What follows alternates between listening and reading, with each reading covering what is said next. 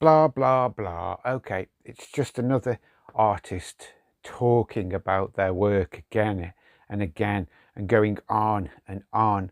But for me, as an artist, I do think it's important to talk about my work, the reasons behind the work, and explain a little bit about the work as well. And I've always found it interesting listening to artists talk about their work. And sometimes it's even just as enjoyable or even more enjoyable than the actual artwork that they're creating.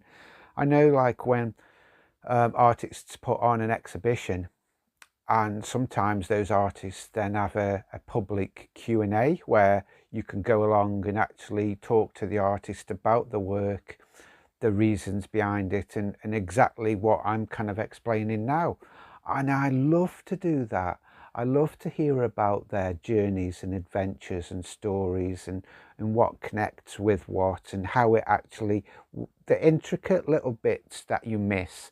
Even if a gallery's got loads of information and an artist brochure and a catalogue, you still don't get that intimate connection with the artist and the work and what they've kind of produced and how they talk about it, because you can tell when something really means something to someone because it comes from their heart.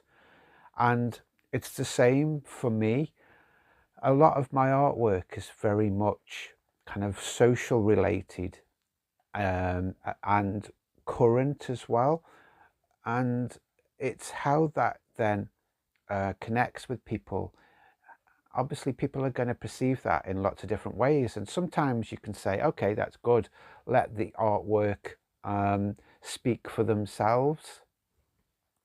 And yes, you can do that just as much. It can be interpreted in lots of different ways.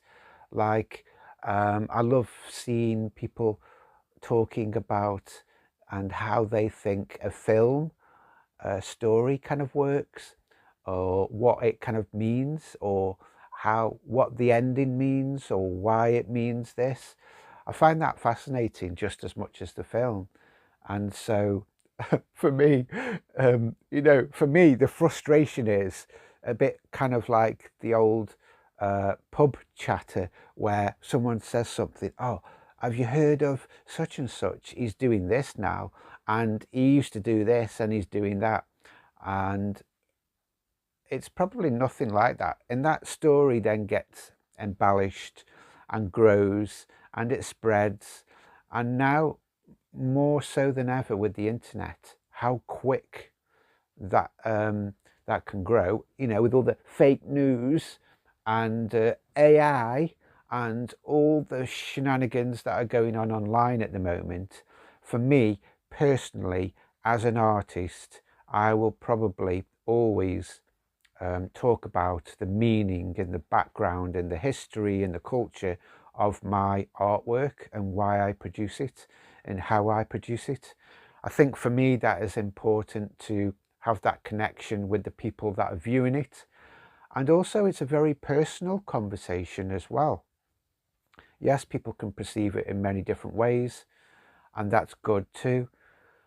But if you ultimately want to come back to who made it and why they made it and the reasons behind that, then for me, I would always go directly to the maker, the source. And that's why I always kind of explain my work, my artwork. And I'll probably, like I said, continue to do that.